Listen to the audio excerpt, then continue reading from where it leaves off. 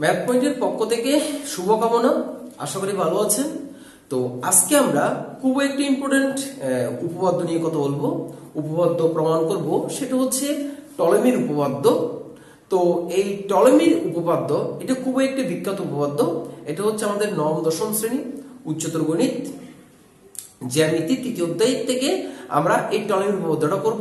এর আগে আমাদের টলেমির উপপাদ্যের আগে যতগুলো উপপাদ্য আছে, ব্রহ্মপুত্র উপপাদ্য, সমরেখ, সবগুলো উপপাদ্য আলোচনা করা হয়েছে। সবগুলো ভিডিও লিংক এই ভিডিও ডেসক্রিপশন বক্সে নিচে আছে। তো সবগুলো ভিডিও একসাথে পেতে চাইলে আই বাটনে ক্লিক করলে পুরো প্লেলিস্টটা পেয়ে যাবেন। তাহলে আমরা শুরু করি। সেটা হচ্ছে টলেমির উপপাদ্য। তো এই টলেমি আমাদেরকে বলেছে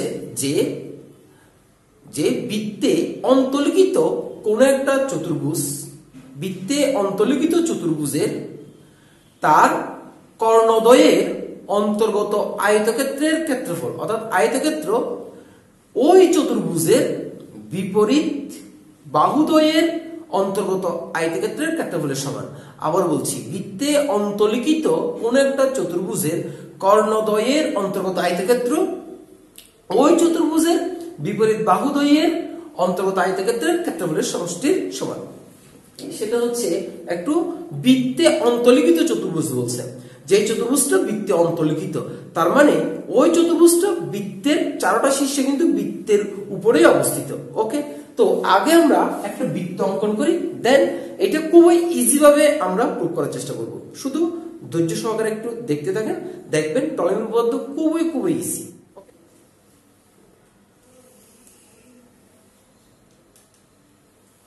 ওকে, তো আমি একটা বৃত্ত অঙ্কন করলাম। এই বৃত্তের মধ্যে আমাকে একটা চতুর্ভুজ অঙ্কন করতে হবে। তো চতুর্ভুজটা একটা নির্দিষ্ট টেকনিকে যদি, অর্থাৎ একটা সুন্দর করে যদি আমরা আঁকতে যাই, তাহলে আমাদের প্রমাণটা একটু সুবিধা হয়। যদি আমাকে বলে নাই যে আমি যে চতুর্ভুজটা আঁকছি সেরকম আঁকতে হবে, তারপর আমরা আঁকছি। অর্থাৎ আমি আমার মতো করে আঁকার চেষ্টা করছি, যেভাবে খুবই আপনি ইজি ভাবে বুঝতে পারেন। সো এই চতুর্ভুজে আগামী যে কাজটা করব সেটা হচ্ছে কর্ণ দুইটা আঁকবো। কর্ণ দুইটা কি আঁকতেছি দেখেন, সেটা এইটা একটা কর্ণ এবং এইটা একটা কর্ণ। তাহলে এই চতুর্ভুজে আমি দুইটা কর্ণ আঁকছি। কর্ণ দুইটা একটা একটার সাথে এইভাবে আছে, এবং এই কর্ণ দুইটা আবার এই বৃত্তের জিয়া। এই বৃত্তের এটা হচ্ছে বৃত্তের কেন্দ্রের কাছাকাছি করে আঁকছি। এটা বড় জিয়া, এটা কিন্তু ছোট জিয়া। ঠিক আছে, কারণ কেন্দ্র থেকে জিয়াটা দূরে। ওকে, আর এই জিয়া দুইটাই হবে একটা চতুর্ভুজের দুইটা কর্ণ। দেখেন এখন আমি চতুর্ভুজটা ড্র করতেছি। সো আমি একটা চতুর্ভুজ ড্র করলাম। এখন আমি একটা চতুর্ভুজ অঙ্কন করলাম, যে চতুর্ভুজটা হচ্ছে বৃত্তে অন্তর্লিখিত। আমি ধরে নিচ্ছি চতুর্ভুজটা হচ্ছে পি কিউ আর এস একটা চতুর্ভুজ। যে চতুর্ভুজের কর্ণ দুটো হচ্ছে একটা পি আর আর একটা কিউ আর।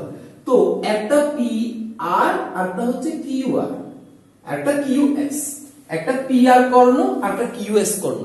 তাও বলছে বৃত্তে অন্তর্লিখিত চতুর্ভুজের কর্ণদ্বয়ের অন্তর্গত আয়তক্ষেত্র। তাহলে পি আর দিয়ে এই পি আর হচ্ছে ছোট, দেন পি কিউ এস হচ্ছে বড়। মানে এটা হচ্ছে কিউ এস এর সমান করে একটা আয়তক্ষেত্র বানাবো। আর এদিকে কিউএস আরটা হচ্ছে পিআর, আর এদিকে এটা হচ্ছে পিআর, এটা হচ্ছে পিআর, একটা আয়তক্ষেত্র।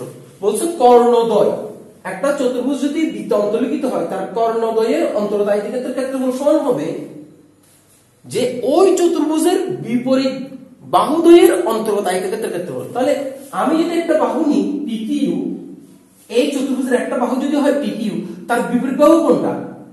এসআর। তাহলে পিকিউ ইনটু এসআর প্লাস সমষ্টি সমান বলছে।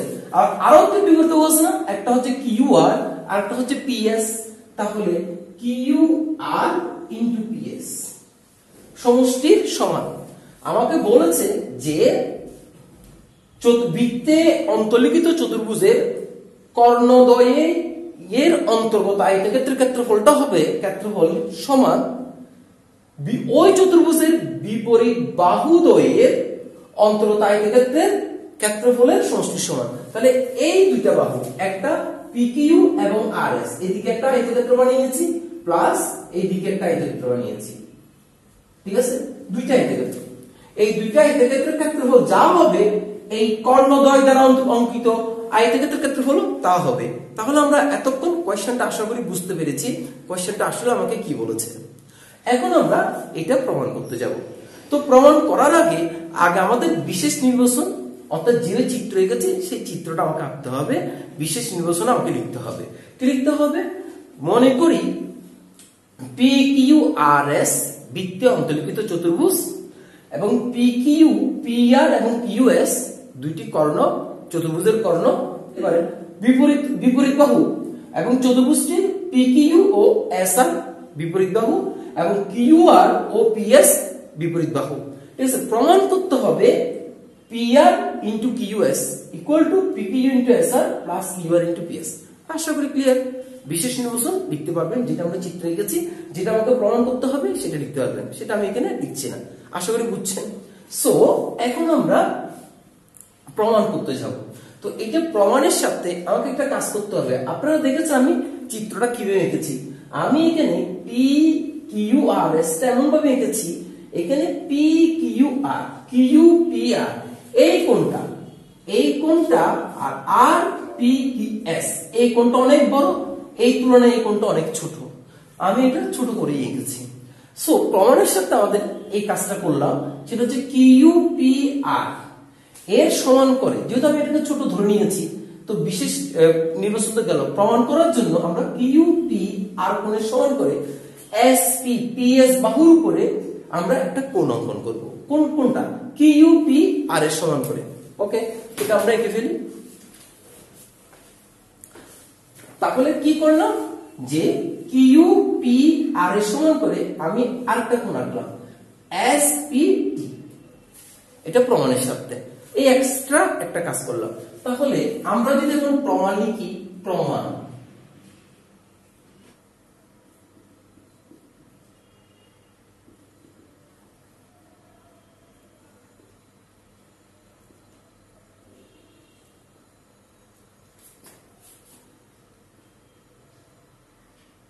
এস পি টি কোণ আঁকি।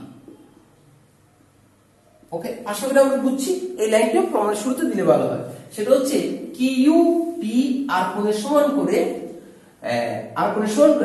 আর পি এস এর থেকে এটাকে আমি ছোট ধরছি। তো কিউ পি আর কে আর পি এস এর ছোট ধরে পি বিন্দুতে পি এস রেখার সাথে এস পি টি কোণ আঁকি। সো যেহেতু আমরা এই কোণের সমান করে এই কোণটা এঁকেছি, তাহলে কিউ পি আর কোণের সমান করে এস পি টি কোণ আঁকি। ওকে, তো যেহেতু আমরা এঁকেছি তাহলে আমরা এখন লিখতে পারি সেটা হচ্ছে কিউ পি আর কোণ সমান এস পি টি কোণ। কি অনুসারে? অঙ্কন অনুসারে। ওকে, আসলে আমরা বুঝছি, আমরা তো এভাবে এঁকেছি কিউ পি টি আর সমান করে এস পি টি কোণ এঁকেছি। এখন মাঝখানে একটা কোণ আছে দেখেন, সেটা হচ্ছে কি টি পি আর, অর্থাৎ আর পি টি এই কোণটা। এখন দুইটা কোণের মাঝখানে এটা আছে। এখন এই কোণটা দুইটা কোণে যেহেতু মাঝখানে আছে, এখন এই কোণটাকে আমরা দুইটার মধ্যেই অ্যাড করে দিতে চাই। দেখেন তো, আমি যদি এখন কিউ পি আর কোণ প্লাস এই যে আর পি টি কোণ সমান এস পি টি কোণ প্লাস আর পি টি কোণ। কি করেছি? আর পি টি কোণটা এই কোণের সাথে আবার এই কোণের সাথে উভয় দিকে কি করে দিয়েছি? অ্যাড করে দিয়েছি। কারণ এই কোণটা মাঝখানে আছে, সে এদিকেও যেতে পারতেছে না, এদিকেও যেতে পারতেছে না। তাই কাজ করেছি, এই কোণটা উভয় দিকে ভাগ করে দিয়ে উভয় দিকে অ্যাড করে দিয়েছি, যোগ করে দিয়েছি। ওকে, সো এখন দেখেন তো কিউ পি আর আবার আর পি টি, তাহলে কোন কোণটা হলো? এই পুরো কোণটা হলো না? তাহলে আমি এই দুটার জন্য লিখতে পারি সেটা হচ্ছে কিউ পি টি সমান আবার দেখেন তো এস পি টি আবার আর পি টি, তার মানে পুরো এই কোণটা এস পি আর। তাহলে আমি লিখতে পারি সেটা হচ্ছে এস পি আর। আশা করি আমরা বুঝছি, ঠিক আছে। এই দুইটা কোণের যোগফলে কিউপিটি লিখতে পারি, কিউপিটি, আর এই দুটো কোণের যোগফল এস পি আর লিখতে পারি। ক্লিয়ার? আশা করি এতটুকু। এখন আসি আমরা যে কাজটা করব সেটা হচ্ছে পি কিউ চাপ। এখানে আমি যদি এখন এই সার্কেল থেকে এই পি কিউ চাপের কথা ভাবি, পি কিউ চাপ, দেখেন তো একটু, এই পি কিউ চাপ থেকে দুইটি বৃত্তস্থ কোণ তৈরি হলো না? দেখেন তো, একটা হচ্ছে এটা একটা বৃত্তচাপ, এটা একটা বৃত্তচাপ, ঠিক আছে। এই পি কিউ চাপের উপর দুইটি বৃত্তস্থ কোণ, একটা হচ্ছে এটা এস ছিল, এটা আর ছিল। দেখেন তো, পি কিউ চাপের উপরে পি এস কিউ এবং পি আর কিউ, অর্থাৎ বৃত্তের একই চাপের উপর দণ্ডায়মান বৃত্তস্থ কোণ, যতগুলো বৃত্তস্থ কোণ থাকবে সবগুলো পরস্পর সমান। আশা করি আমরা গণিতে আমরা এটা প্রুভ করেছি। এবং এটা যদি কোনো সমস্যা থাকে যে বৃত্তের একই চাপের উপর দণ্ডায়মান বৃত্তস্থ কোণ পরস্পর সমান, বৃত্তের চ্যাপ্টারে ম্যাথ.24 প্লেলিস্টে গিয়ে, ওখানে প্লেলিস্টে গিয়ে বৃত্তের গণিতের এই ভিডিও আমার আছে প্রমাণ, ঠিক আছে। তো আমরা জানি তাহলে কি, একই চাপের উপর দণ্ডায়মান বৃত্তস্থ কোণ যদি আমি এখানে আরো ড্র করি, এখানে যদি আমি আরো ড্র করি, তাও কি হবে, সবগুলো সমান হবে। তাহলে এখানে এই দুটো হচ্ছে কি কোণ, বৃত্তস্থ কোণ, অর্থাৎ এই কোণটা এবং এই কোণটা, এই দুটো কোণ পরস্পর সমান। তাহলে এখন আমরা লিখতে পারি যে একই চাপ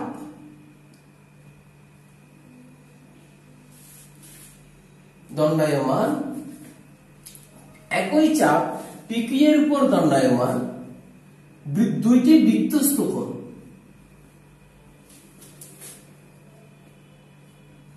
দুইটি বৃত্তস্থ কোণ P S Q, P S Q ও পি আর কিউ পরস্পর সমান। এটা আমরা লিখতে পারি, বৃত্তের একই চাপের উপর দণ্ডায়মান দুইটি বৃত্তস্থ কোণ পরস্পর সমান। তাহলে এখানে আমরা লিখি, সুতরাং পি এস কিউ কোণ সমান পি আর কিউ কোণ, পি এস কিউ কোণ সমান পি আর কিউ কোণ, পি এস কিউ কোণ পি আর কিউ কোণ। ওকে, এই দুইটা কোণ সমান। এখন পি এস কিউ কে পি এস টি লিখলে আশা করি কোনো প্রবলেম নেই। তাহলে আমি এখানে লিখি P S T equal to P R Q, P R Q. Okay, এটা এতটুকু রাখলাম। এখন প্রশ্ন হচ্ছে, আপনি পি কিউ চাপ নিলেন কেন, কিউ আর চাপ নেন না কেন?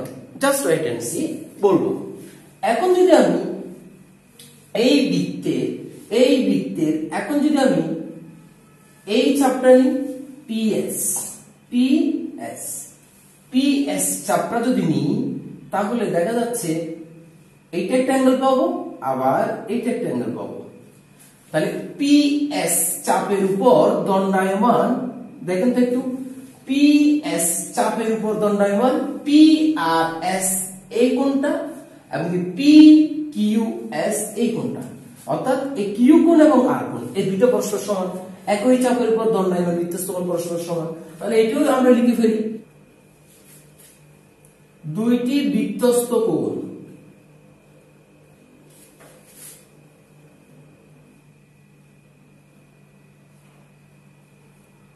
দুইটা বৃত্তস্থ কোণ পি আর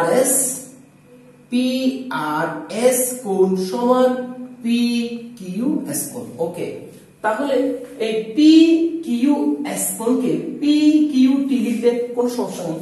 তাহলে এখানে আমরা লিখে ফেলি যে পি আর এস সমান পি কিউ টি। ওকে, তাহলে পি এস কিউ জায়গায় পি এস টি লিখলাম, একেবারে সিম্পল একেবারে। সো এখন প্রশ্ন হচ্ছে, আবার পিএস চাপের উপর নিচ্ছেন কেন, আর এস চাপের উপর নিলেন না কেন? জাস্ট বলবো, দেখবেন। ওকে, তাহলে এই ছিল আসলে আমাদের প্রমাণ, কিন্তু অনেকটা হয়ে গেছে। দেখেন এখন কিভাবে প্রমাণটা করলাম। এখানে পি আর এস এবং পি কিউ টি, ঠিক আছে? দেখেন তো এখানে পি আর এস এবং পি কিউ টি। এবার এখানে দেখেন তো এই যে এখানে দুইটা ত্রিভুজের একই মান নির্দেশ করতেছে, দুইটা ত্রিভুজের দুইটা কোণ নির্দেশ করতেছে। পি আর এস এখানে এস পি আর, ঠিক আছে? তারপর এখানে কিউ পি টি, এখানে পি কিউ টি। তার মানে আমি বলতে চাচ্ছি পি আর এস ও ত্রিভুজ পি কিউ টি, এই দুইটা ত্রিভুজ পি আর এস এবং পি কিউ টি, এই দুইটা ত্রিভুজ এর মধ্যে দুইটা অ্যাঙ্গেল সমান হয়ে যাচ্ছে। কোথা থেকে পেলাম? এখান থেকে পেলাম। আমি একটু এখান থেকে সাজুগুজু করে লিখি।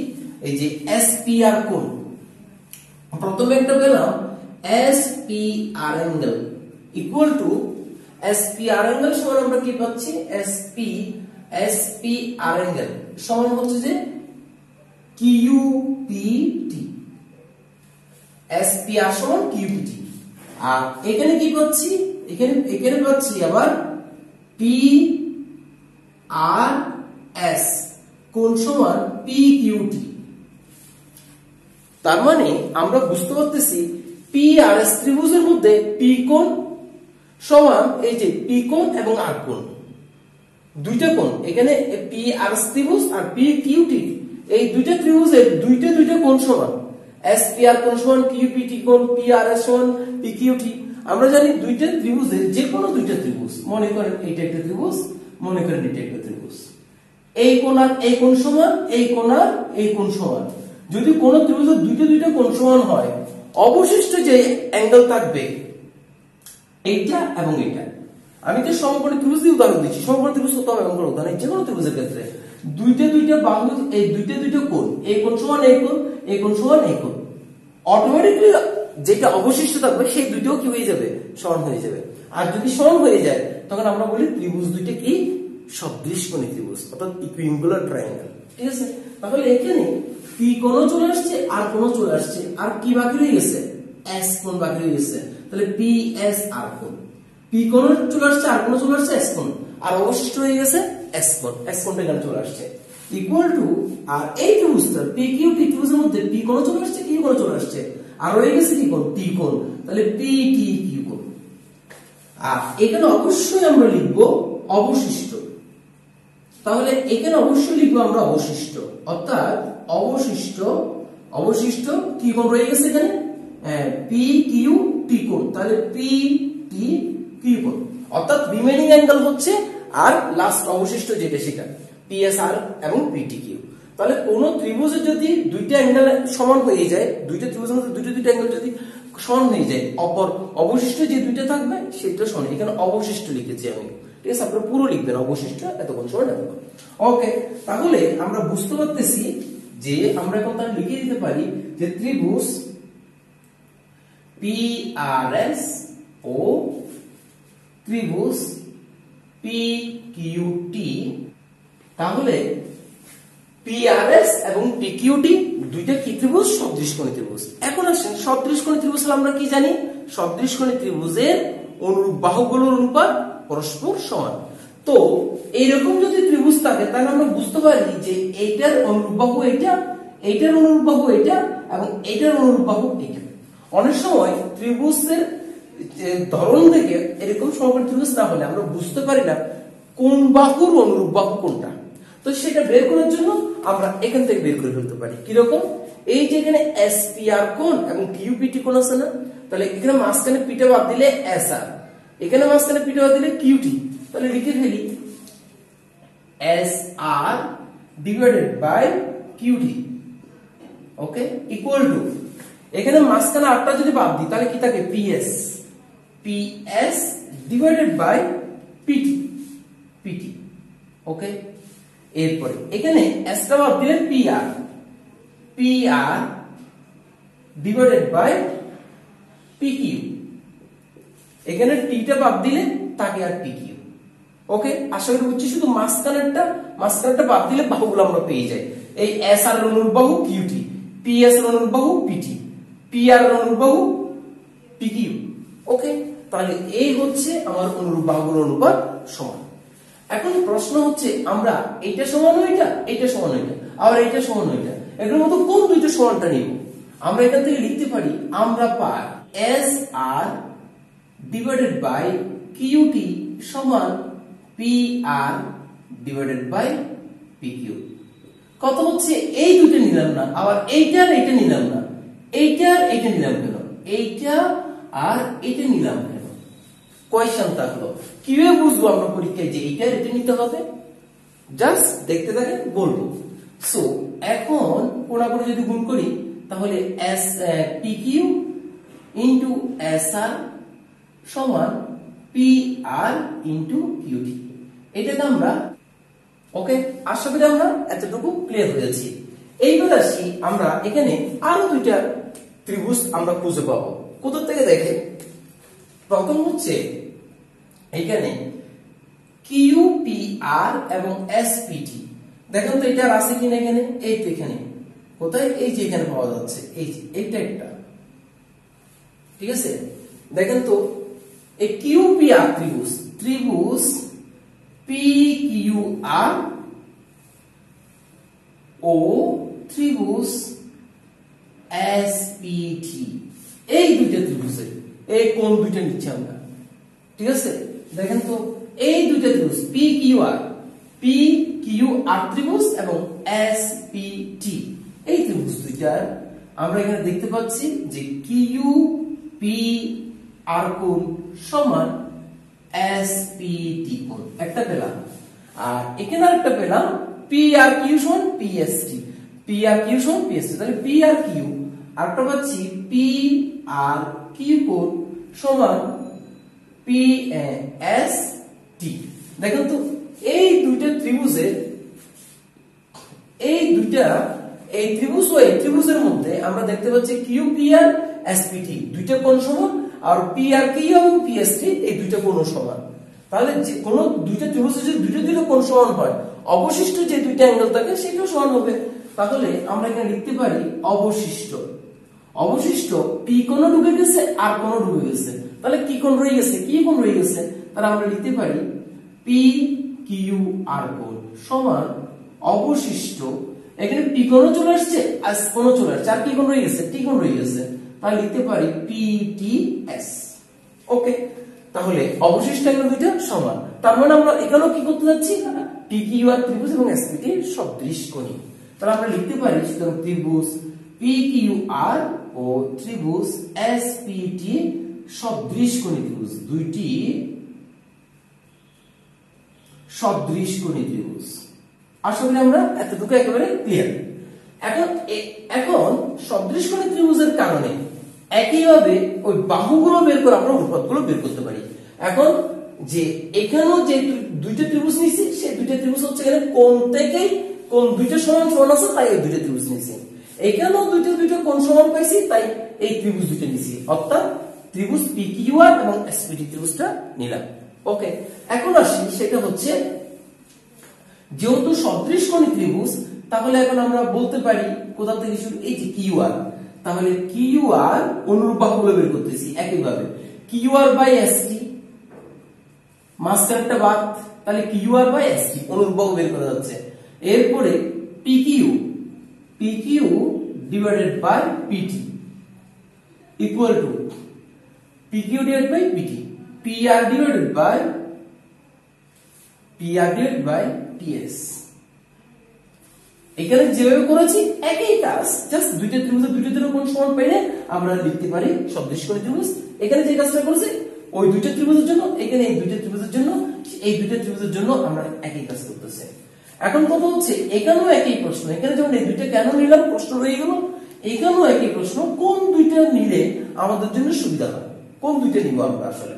তো আমি দেখেন আমরা পাই যে QR divided by ST equal to PR divided by PS। তাহলে এই মাঝখানটা না নিয়ে এইটা আর এটা নিলাম কেন? Wait and see. সো এখন যদি আমরা মাল্টিপ্লিকেশন করি তাহলে এখানে পাচ্ছি আমরা QR into PS equal to R into S T, এটাকে আমরা 2 নং সমীকরণ দিচ্ছি। ঠিক আছে, 1 নং এবং 2 নং। এখন প্রশ্ন আমি বলে দিচ্ছি যে কেন এই দুইটা সমান নিলাম। দেখেন এখানে পিকিউ এবং এসআর, দেখেন পিকিউ এবং এসআর আমি এখানে দেখতেছি এটা যদি এইটা আর এটা যদি নিই গুণ করলে এখানে কোনোটার সাথে মিলে না। এখন আমি এই মোড়ার গুণ করলাম, এই কোনাকুনি গুণ করলাম, দেখি যেমন এখানে কোনোটার সাথে মিলে না। যখন এই দুইটা নিলাম, এই দুইটা নিলেও দেখি মিলে না। যখন এই দুইটা নিচ্ছি দেখি যেমন পিকিউ এবং এসআর আসতেছে, দেন পিকিউ এবং এসআর। আর এই দুইটা কেন নিলাম, বাকিগুলো নিলাম না কেন? আমি এখানে পিএস এর সাথে কিউ আর গুণ করছি, এস এর সাথে কিউ আর গুণ করছি, দেন দেখেন কিউ আর পিএস, দেখেন কিউ আর পিএস যেটা প্রুফ করতে বলেছে, এই জন্য আমরা এই দুটো নিলাম। আশা করি একেবারে ক্লিয়ার। ওকে, এখন আমি 1 নং আর 2 নং সমীকরণ যোগ করতে চাই। 1 নং যোগ 2 নং, 1 এবং 2 যদি যোগ করি তাহলে আমরা দেখতে পাচ্ছি এখানে যে PQ SR, PQ into SR plus Q R into PS, PQ into SR plus Q R into PS, এই বামপক্ষ এই বামপক্ষ, এই ইকুয়েশন 2 এবং ইকুয়েশন 1 যোগ করতেছে ইকুয়াল টু, এখানে থাকে তাহলে পি আর ইনটু কিউটি, এই পি আর ইনটু কিউটি, ওকে, plus plus P R into ST. ওকে, তাহলে এই যে বামপক্ষ এই বামপক্ষ যোগ করলাম, এই ডানপক্ষ যোগ করলাম। ঠিক আছে, তাহলে আমাদের রাইট পাশ, এই যেখানে লেফট পাশ যেটা আছে এইটা আমাদের কাছে এখানে চলে আসছে। আশা করি আমরা দেখতেই পাচ্ছি। এবার আসে এখান থেকে এই যে এটা সমান এটা, তাহলে এখান থেকে যদি আমি এখন পি আর কমন নিই, পি আর যদি কমন নিই তাহলে এখানে থাকে কিউটি প্লাস এসটি। ঠিক আছে না? তাহলে P R QT plus ST, তাহলে এই যে cutie plus ST, cutie plus ST, তার মানে আমি কিউএস লিখতে পারি। তাহলে সুতরাং আমার রেজাল্ট আসছে, সুতরাং PQ into SR plus Q R into PS, এটা লিখলাম equal to P R QT plus এসটির জন্য, কিউটি প্লাস এসটির জন্য আমরা লিখতে পারি কিউএস। তার মানে যেটা আমাকে প্রুফ করতে হচ্ছে পি আর ইনটু কিউএস সমান PQ into SR plus Q R into PS, এইটা আমাকে প্রমাণ করতে বলেছে, প্রমাণিত। তো আশা করি আমরা বুঝতে পেরেছি। ওকে, তো কি কাজ করেছি, জাস্ট এখানে যে একটা কোণ, এই কোণটা সমান করে এই কোণ নিয়েছি, এরপরে এই মাঝখানে কোণটা উভয় দিকে যোগ করে দিয়েছি, যোগ করার পরে যে দুটো কোণ পেয়েছি সেই দুটো কোণ লিখেছি অঙ্কন অনুসারে। ঠিক আছে, এই দুটো কোণ পেয়েছি। এরপরে পিকিউ চাপের উপর দণ্ডায়মান এবং পিএস চাপের উপর দণ্ডায়মান সদৃশকোণী ত্রিভুজ দুইটা বের করেছি, কাজ শেষ। এখন প্রশ্ন করেছিলাম পিকিউ চাপ নিলাম কেন এবং পিএস চাপ নিলাম কেন। পিকিউ চাপ এবং পিআর চাপ নিয়ে যেভাবে আমি কাজটা করেছি, আপনি যদি কিউ আর এবং এস আর চাপ নিয়ে করেন তখন এইটার উপর দিয়ে আপনাকে আঁকতে হবে, তাও কিন্তু হবে। ঠিক আছে, তো ভালো থাকেন, সুস্থ থাকেন, সুন্দর থাকেন।